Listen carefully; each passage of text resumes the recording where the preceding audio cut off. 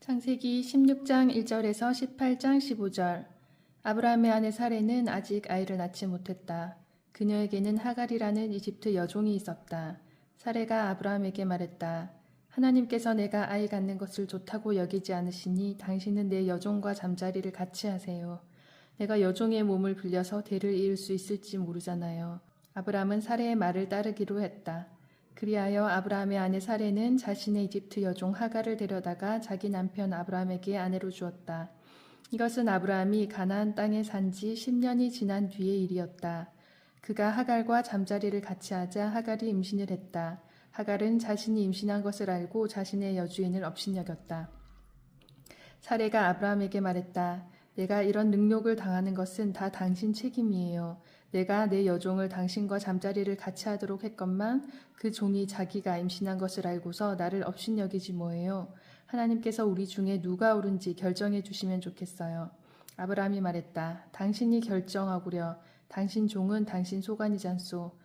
사레가 하갈을 학대하자 하갈이 달아났다. 하나님의 천사가 광야의 샘 곁에서 하갈을 발견했다. 그 샘은 수르로 가는 길가에 있었다. 천사가 말했다. 사레의 여종 하갈아, 여기서 무엇을 하고 있느냐? 하갈이 대답했다. 내 여주인 사레에게서 도망치는 중입니다. 하나님의 천사가 말했다. 내 여주인에게로 돌아가거라. 그녀의 학대를 참아내어라.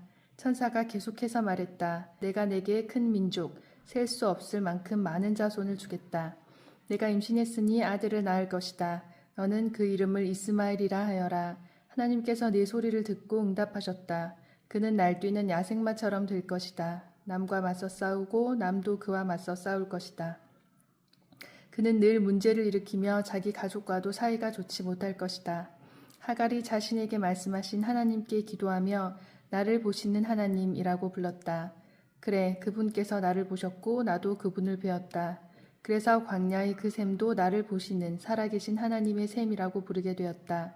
그 샘은 지금도 가데스와 베렛 사이에 그대로 있다.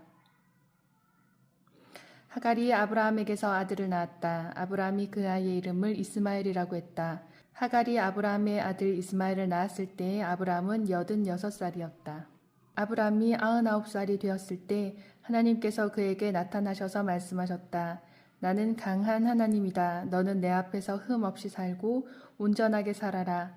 내가 나와 너 사이에 언약을 맺고 내게 큰 민족을 줄 것이다. 아브라함이 압도되어 얼굴을 땅에 대고 엎드렸다. 하나님께서 그에게 말씀하셨다. 이것은 내가 너와 맺은 언약이다. 너는 수많은 민족들의 아버지가 될 것이다. 이제 내 이름은 더 이상 아브라함이 아니라 아브라함이다. 내가 너를 수많은 민족들의 아버지로 만들 것이기 때문이다. 내가 너를 아버지들의 아버지로 만들겠다. 내게서 여러 민족이 나오고 내게서 여러 왕이 나오게 하겠다. 내가 너와는 물론이고 내 후손과도 영원토록 지속될 언약을 맺어 내 하나님이 되고 내 후손의 하나님이 되겠다.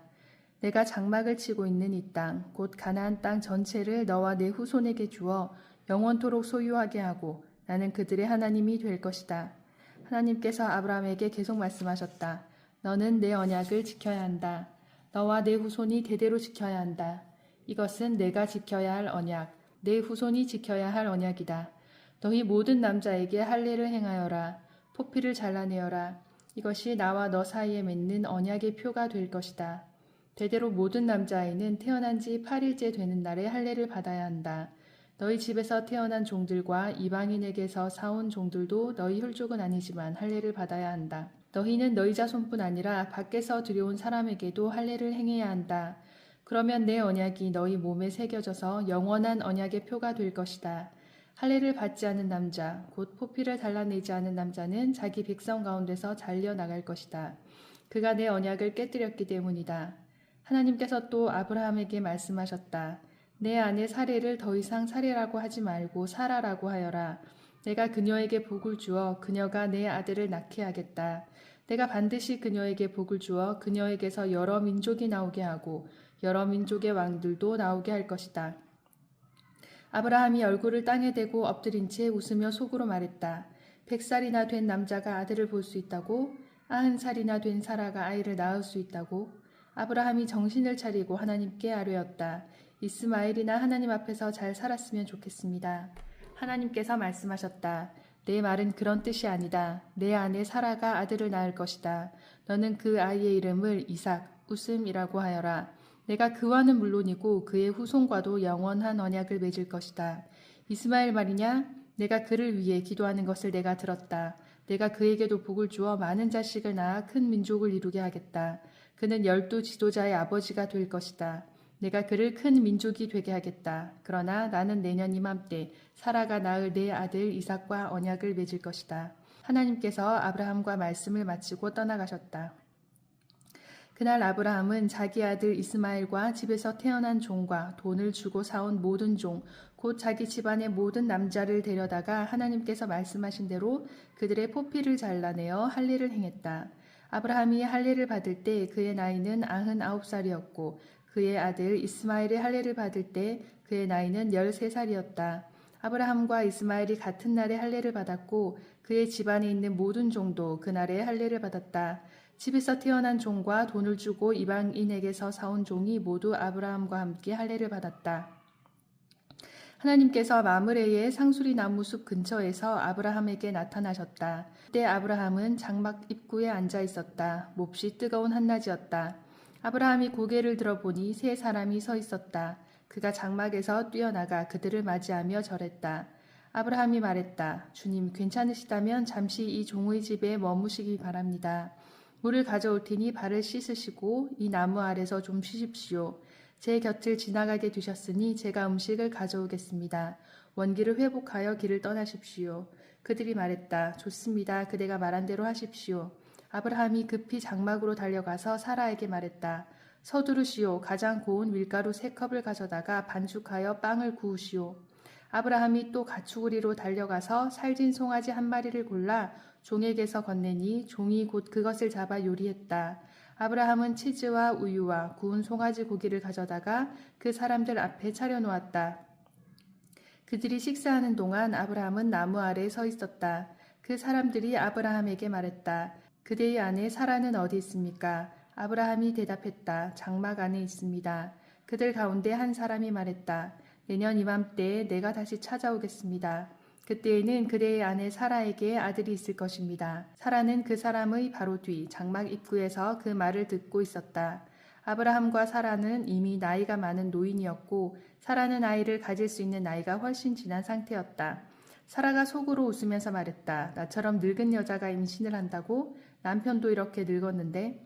하나님께서 아브라함에게 말씀하셨다. 사라가 나처럼 늙은 여자가 아이를 갖는다고 하면서 웃는데 어찌 된 것이냐?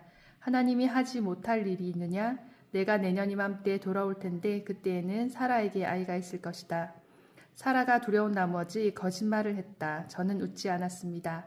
그러자 하나님께서 말씀하셨다. 아니다, 내가 웃었다. 마태복음 6장 1절에서 24절. 너희가 선한 일을 하려고 할 때 그것이 연극이 되지 않도록 특히 조심하여라. 그것이 멋진 연극이 될 수 있을지는 몰라도 너희를 지으신 하나님은 박수를 보내지 않으실 것이다. 남을 위해 무슨 일을 할 때에는 너희 자신이 주목받지 않도록 하여라. 분명 너희도 내가 연극 배우라고 부르는 이들의 행동을 보았을 것이다. 그들은 기도회며 큰 길을 무대로 알고는 누군가 자기를 보고 있으면 긍휼을 베풀고 사람들 앞에서 연극을 한다. 물론 그들은 박수를 받지만 그것이 전부다. 너희는 남을 도울 때에 자신이 어떻게 보일지 생각하지 마라. 그냥 소리 내지 말고 은밀히 도와주어라. 사랑으로 너희를 잉태하신 너희 하나님도 무대 뒤에서 일하시고 너희를 은밀히 도와주신다. 또 너희가 하나님 앞에 나아갈 때도 연극을 하지 마라. 그렇게 하는 사람들은 다 스타가 되기를 꿈꾸며 기도할 때마다 쇼를 일삼는다. 하나님께서 극장 객석에 앉아 계시다는 말이냐? 너희는 이렇게 하여라. 하나님 앞에서 연극하고 싶은 유혹이 들지 않도록 조용하고 한적한 곳을 찾아라. 할 수 있는 한 단순하고 솔직하게 그 자리에 있어라. 그러면 초점이 너희에게서 하나님께로 옮겨지고 그분의 은혜가 느껴지기 시작할 것이다. 세상에는 이른바 기도의 용사들이 가득하나 그들은 기도를 모른다. 그들은 공식과 프로그램과 비결을 잔뜩 가지고서 너희가 바라는 것을 하나님에게서 얻어내는 방법들을 퍼뜨리고 있다. 그 허튼 소리에 속지 마라. 너희가 상대하는 분은 너희 아버지시며 그분은 너희에게 무엇이 필요한지 너희보다 더 잘 아신다. 이토록 너희를 사랑하시는 하나님 앞에서 그저 단순하게 기도하면 된다. 너희는 이렇게 기도하여라. 하늘에 계신 우리 아버지가 어떤 분이신지 드러내소서. 세상을 바로잡아 주시고 하늘에서처럼 땅에서도 가장 선한 것을 행하소서. 든든한 새끼 식사로 우리가 살아가게 하소서. 아버지께 용서받은 우리가 다른 사람들을 용서하게 하소서. 우리를 우리 자신에게서와 마귀에게서 안전하게 지켜주소서. 아버지께는 그럴 권한이 있습니다. 원하시면 무엇이든 하실 수 있습니다. 영광으로 빛나시는 아버지, 예, 그렇습니다. 기도에는 하나님이 하시는 일과 너희가 하는 일이 연결되어 있다. 예를 들어 너희가 다른 사람들을 용서하지 않고는 하나님의 용서를 받을 수 없다. 너희가 자기 몫을 다하지 않으면 하나님께서 너희에게 주실 몫을 너희 스스로 차단하는 셈이 된다. 하나님께 더 집중하려고 식욕을 절제하는 훈련을 할 때에는 요란하게 하지 마라. 그렇게 하면 조금은 유명해질지도 모르나 거룩한 사람으로 변화될 수는 없다. 너희가 내면의 훈련에 들어가려거든 겉으로는 평소처럼 행동하여라. 머리를 감아 단정하게 빗고 양치질을 하고 세수를 하여라. 관심을 끌려는 수법은 하나님께는 필요 없다. 그분은 너희가 하고 있는 일을 그냥 지나치지 않으시고 두둑이 보상해 주신다. 보물을 여기 땅에 쌓아두지 마라. 여기에 두면 좀먹고 녹슬고 심한 경우에는 도둑까지 맞는다. 보물은 하늘에 차곡차곡 쌓아두어라. 거기는 좀이나 녹, 도둑도 없는 안전한 곳이다. 너희는 너희 보물이 있는 곳에 가장 있고 싶어 할 텐데 결국 그렇게 될 것이다. 그것이 당연하지 않겠느냐? 너희 눈은 너희 몸의 창문이다. 내가 경의와 믿음으로 눈을 크게 뜨면 내 몸은 빛으로 가득해진다. 내가 탐욕과 불신으로 곁눈질하고 살면 내 몸은 음습한 지하실이 된다. 내 창에 블라인드를 치면 내 삶은 얼마나 어두워지겠느냐. 너희는 한꺼번에 두 신을 예배할 수 없다. 결국 한 신은 사랑하고 다른 한 신은 미워하게 될 것이다. 한쪽을 사모하면 다른 쪽은 업신여기게 마련이다. 너희는 하나님과 돈을 둘 다 예배할 수 없다. 시편 7편 1절에서 17절. 하나님, 추격이 극심하여 죽을 힘을 다해 죽게 피합니다. 저들에게 붙잡히면 나는 끝장입니다. 사자처럼 사나운 적에게 갈기갈기 찢겨 숲으로 끌려가게 될 것입니다. 찾느니 기억해주는 사람 없이 버려지고 말 것입니다. 하나님, 저들 말대로 내가 친구를 배신하고 원수들에게 바가지를 씌웠다면, 정말로 내 손이 그렇게 더럽다면 저들이 나를 붙잡아 깔아뭉개게 하시고 나를 진흙탕에 처박게 하소서. 하나님, 일어나소서. 광포한 원수들에게 주님의 거룩한 분노를 쏟아내소서. 하나님, 깨어나소서. 나를 고소한 자들이 법정을 가득 메웠습니다. 지금은 판결을 내리실 때입니다. 재판석에 좌정하시고 주님의 법봉을 두드려 나에 대한 거짓 고소를 기각하여 주소서. 나는 준비되었습니다. 주께서 무죄 판결을 내리시리라 자신합니다. 하나님, 악인들의 악을 끝장내시고 우리에게 주님의 명령을 공표하소서. 주님은 우리 인생을 단련시키시는 분, 우리의 약한 곳을 살펴 헤아리시고 우리의 거친 곳을 깎아 다듬으시는 분, 주께서 바로잡으시고 붙들어 주시니 이제 내가 강건하고 안전합니다. 존귀하신 하나님은 매사를 올바르게 행하시는 분, 그러나 언제라도 노여움을 터뜨릴 수 있는 분, 아무도 빠져나가지 못한다. 하나님께서 이미 행동에 돌입하셨다. 숫돌에 칼을 가시고 활을 메워 시위에 화살을 얹으시며 손에는 흉기를 드셨다. 화살마다 불이 붙어 이글거린다. 보라, 저 사람을 죄와 간통하여 악을 잉태했구나. 오, 보라, 아기를 낳았는데 거짓을 낳았구나. 날마다 삽질하며 저 곧게 뻗은 외길 밑에 함정을 파고 은폐하는 저 자가 보이느냐? 돌아가 다시 살펴보아라. 거기에 거꾸로 처박힌 채 바람결에 흔들리는 두 다리가 보이리라.